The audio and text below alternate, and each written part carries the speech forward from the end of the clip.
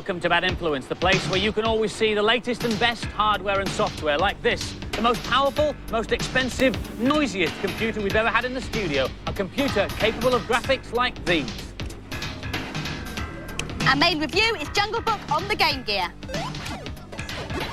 And I'll be reporting from the first ever virtual reality arena, The Other Side. But first, a new piece of software that the bosses of Euro Disney could have done with is a do-it-yourself amusement park kit. Now, the idea is you start off with an empty field and you have to use that site to build the most profitable theme park in the world. So we go to this panel of icons at the side here and choose the ride icon. Click on that, get all the choices. There are loads to choose from: plane flyer, race car ride, merry-go-round. That's a good one. That's a teacup ride, so I'm going to choose that. That's one of my favourites. And you just place it where you want it. And then you have to place the entrance and the exit so that people can come to and from it easily. Now, up here there's another empty space. And here I'm going to put a shop. So I go to the panel of icons again, choose the shops, get Mr. Wimpy Ices, Big Time Fries, Balloon World, that sounds good. They can all have balloons, that'll make them happy. Click that there and there it is. So far, so simple, but actually it does get quite complicated. I'll take you on a tour of the park and show you. If we go up here, I'll show you my fantastic roller coaster, which was, in fact, working earlier on, but it broke down, and I put this maintenance man in the corner here on to fix it, but he's just spent so long having his tea break that it's still broken down. You just can't get the staff when you're running a theme park. Over here, this is my haunted house. That's going quite nicely. The punters are queuing up madly, but one of the best things about the game is that all the people have a mind of their own, and there's sort of a knock-on effect. For example, if you don't maintain your park properly, hordes of bikers will turn up, vandalise your rides, and beat up your punters. In the final version, there'll be speech, and in the planned 3DO version, there'll be a special feature where you can click on a character just before they're going on a ride, and then you can see that ride experience through their eyes. This is a graphical mock-up of the roller coaster. Theme park is definitely one to look out for. Potions. I've been developing potions to help with the cheats. Now, today's first cheat is absolutely amazing, but it's very long. So, I'm going to use the potion N-Fast to help me get through it quickly enough. Oh. It's for Ayrton Senna's Monaco Grand Prix 2 on the Mega Drive. It lets you turn a car into a bike. Here goes. Enter the World Championship race. Then select New Game and select Beginner. Enter the name as Hang On exclamation mark with a dash in the middle. Then select End. Then start the race and retire. Then start the race again and retire again. And then on the driver's point racing table, save the round on number 6. Then reset the Mega Drive. Phew. Then go to free practice and select a track. Then press down and A together, like so, and select image training, like so. Then press down and A together again until the game comes up. And you'll be able to play it on a bike instead of a car. Hey! Brilliant! Now for the antidote. Oh no! The end snail! It's gone missing! Slow down, man. Jungle Book is the latest Disney film to get the video game treatment. Mowgli's leap to the small screen starts with the Game Gear, with Master System and Mega Drive to come later. The plot of the video game is very close to the plot of the film, so here, following in the footsteps of the man-cub, is Adam. Yes, it's another film license, and yes, they've turned it into another platform game. But unlike in the film, Mowgli gets to kill things. The graphics are drawn pretty nicely here in a Disney style, although a couple of them don't animate too well, like the crocodile. The Mowgli sprite's okay, and so are most of the enemies. It plays music from the film, although because the Game Gear can't handle sound too well, they don't sound wonderful, but they can't really be blamed for that. This is a Falling Ruin stage where there's quite a nice graphic effect of shaking the screen when the rock hits the floor. It's one of the better stages of the game, with a more well-defined background and a bit more thought put into the actual gameplay. Here I'm supposed to be looking for gems, which will let you escape to the next level. And every time you step on one of these platforms, it just crumbles underneath you, so if you mash it one time, you're dead, and that's it. The snakes right there, they help you spring about and jump to places where you wouldn't ordinarily be able to go. This is a King Louie 2 stage with a King of the Swingers tune from the film. This is just basically another end-of-level boss sequence like you'd find in quite a few games, which doesn't seem to apply to Jungle Book too well, but at least the character sprite does look like what it's supposed to be. Warning to parents buying this for their kids at Christmas. It's not a cute game with no violence in it, it's a cute game with lots of violence in it. A great game with great music and graphics for the Game Gear. I didn't like the gameplay, and it's not true to the film. It's disappointing for such a big title. And so the final scores for Jungle Book, both the girls and the boys gave it an above average 4 out of 5. This is a cyberpunk's paradise, a techno cathedral filled with the hottest VR rides in the world. It's called The Other Side, and it's here at the Boston World Trade Center, and I just can't wait to get online.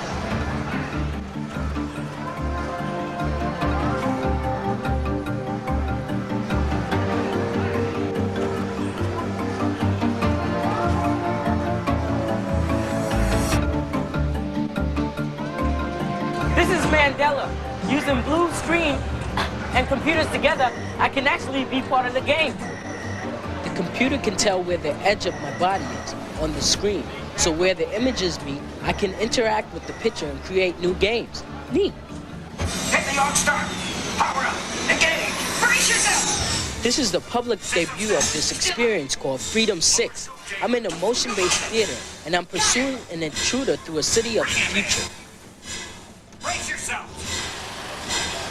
The film is on a continuous loop while this computer controls the hydraulic seating, matching the movements with the action, frame by frame. Got it.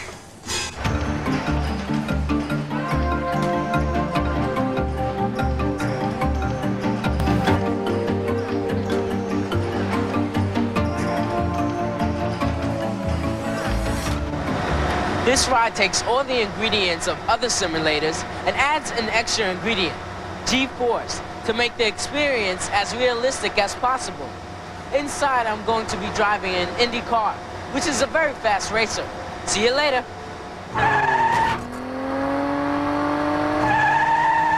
I can do over 200 miles an hour and pull 1.7 Gs, which is as much as most bodies can safely stand without risk. The wheel is very sensitive. I've seen so many varieties of reality today, I don't even know if this is really me. A confused Z-Ride in Boston. The Other Side's now in mothballs until the spring, when it's touring the States. Now for this week's news and previews. Watch out for 620,000 tons of meteors as you take the controls of Stardust for the Amiga. In this cosmic shoot-'em-up, you pilot an intergalactic spaceship in your attempt to save the galaxy. It's a kind of 90s version of the classic arcade game Asteroids, brought right up to date. Available from a space station near you in December. In keeping with this week's weather, here's a first look at Winter Olympics. It features 10 sports and up to 4 players can play in turns. In the Mega Drive version, there are 2 head-to-heads where you can speed skate or ski slalom on the same screen. All versions are out next month before the real thing starts at Lillehammer in Norway in February. Skyblazer for the SNES is due out early next year. This is an early version of the game which stars Sky, a young warrior whose true love has been kidnapped by an unspeakable entity from the netherworld. You'll have spotted by now that it's a platform beat-em-up, and our hero Sky picks up new skills every couple of levels. More future fun with Cyber Race out of the PC next month. Players lock joysticks with underground racing gangs and tear across planet surfaces, dodging obstacles and fire from other ships. With a huge adventure subplot, sample speech, and tons of ship upgrades, this will be a biggie. Oh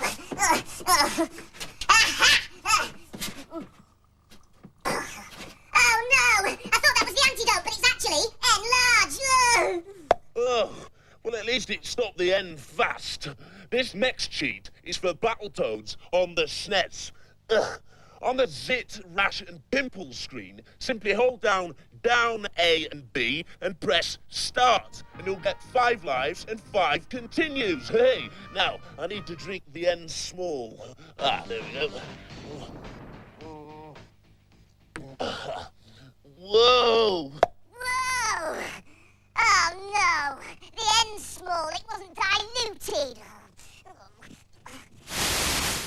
Namrud, small but perfectly formed. There's an American computer company whose name you probably don't know, but whose work you'll certainly have seen. Their machines are responsible for the stunning computer graphics seen in movies like Jurassic Park and Terminator 2. The latest virtual reality simulators look so good because of the speed and power of this company's hardware.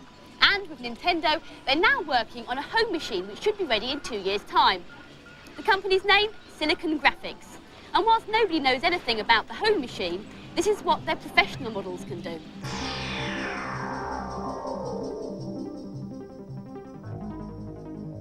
All these images were produced on one of their most powerful workstations, the funkily named Onyx Reality Engine 2. And today, at great expense, it's here in the Bad Influence studio. If you want one of these for Christmas, it will cost you a cool £250,000. So I better not spill any yoghurt on it.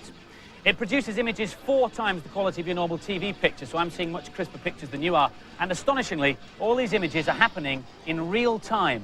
The computer's having to do millions of calculations a second to work out what each part of the picture should look like as we move round it. We can zoom in and out, we can spin it to the left and to the right. It's calculating the way the light is reflected, how the shadows fall. In fact, the calculating power of the Reality Engine 2 is 200 times that of a PC. And it can produce pictures like this so quickly because it uses a technique called texture mapping. That's a phrase you've heard on the programme before, but I'm going to try and explain what texture mapping is now. But to do that, we've just got to get rid of our space station. And a fella you might recognise, Ludwig van Beethoven, albeit a fairly basic model of him. There's a bit of shading on there, but not much else. What he needs is a bit of texture mapping, and the texture we're going to map onto him is that one, brick. The computer doesn't need much more information than that tiny portion of it because it can just reproduce it as many times as is necessary. So we'll ask it to map that texture onto Beethoven. And there he is, Ludwig van Beethoven, texture mapped with brick. What the computer's done is taken the texture, which was the brick, and mapped it onto the model of Beethoven. Effectively, he's wrapped it round like you would wrap a present for Christmas. And you can still move it around in real time. You can spin it and turn it upside down and see all the angles and all the shadows. You can do some cool tricks with this equipment as well, though. What we've done now is mapped a shiny surface onto Beethoven, and the computer's showing us what that would look like if it was put in front of a photograph of some flowers. It's calculating all the reflections as it rotates. It'll do the same as I move it up and down, or spin it. And you can use other photos too. See if you recognise these two. This time, Ludwig van Beethoven is in front of a photograph of the young and dashing presenting team of Bad Influence. Although which of us is young and which is dashing, I'll leave you to sort out for yourself. If we turn Beethoven round and zoom in and in and in and go through the base of the bust, we can go right inside, and then the reflections start to get really weird.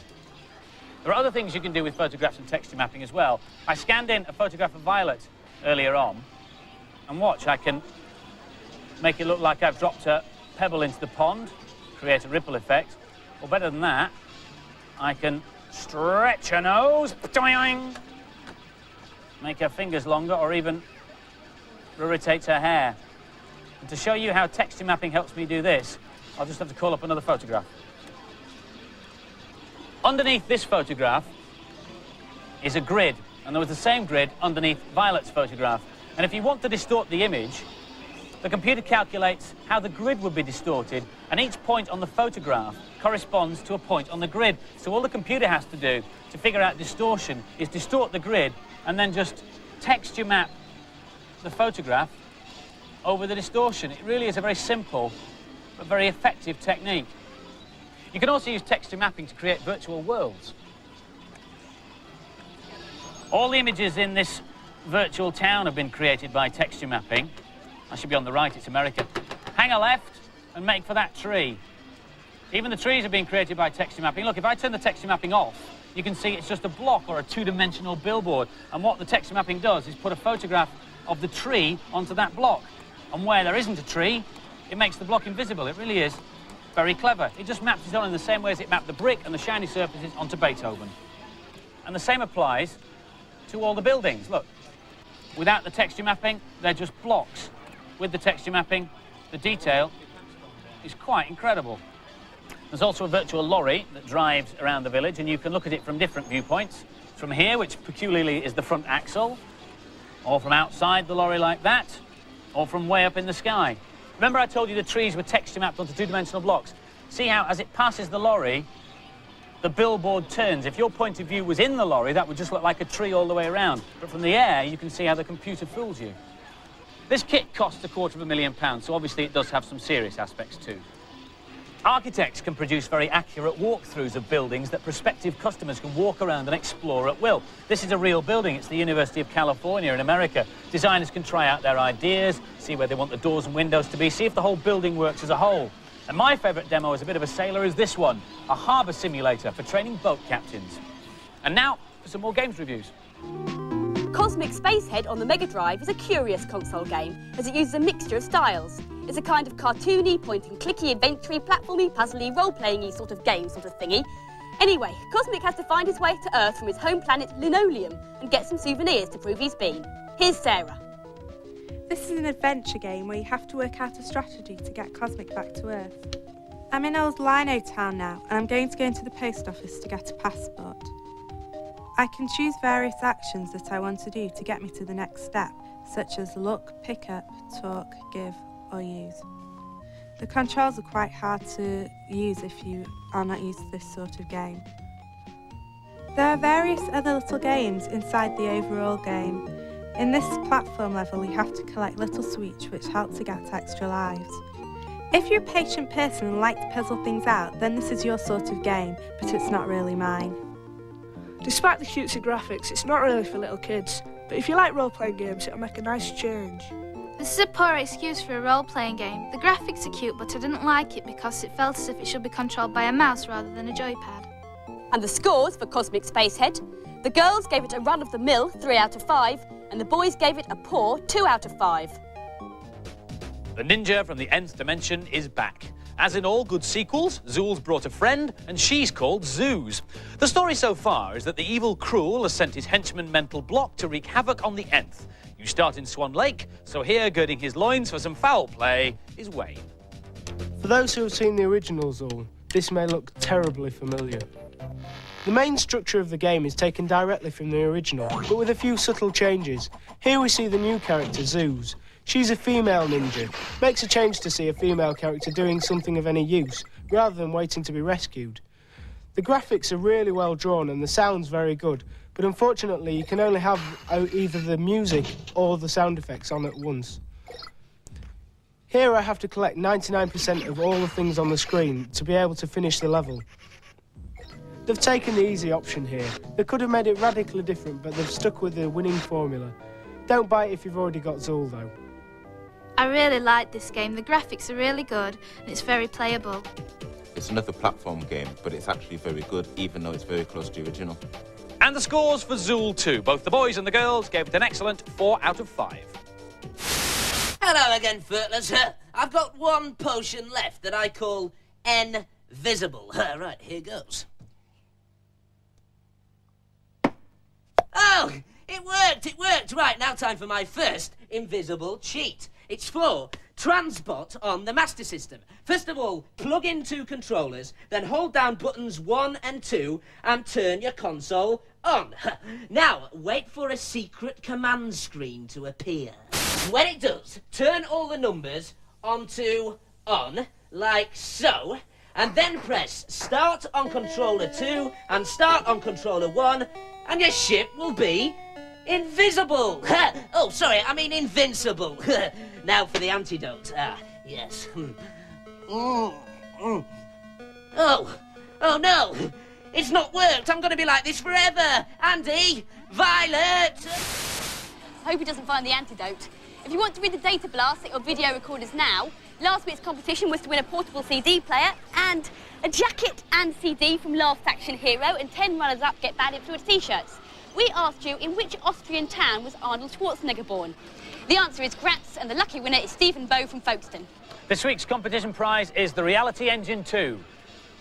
You wish. This week's competition prize is a Game Gear with the Jungle Book game, and the question is, who wrote the book on which the film Jungle Book was based? If you think you know, call us on 0891 700 100. The call will cost you no more than 25p, but do please get permission from whoever pays the bill before you dial. The lines will stay open until midnight on Monday. That's it for this week. See ya. Take care, bye-bye.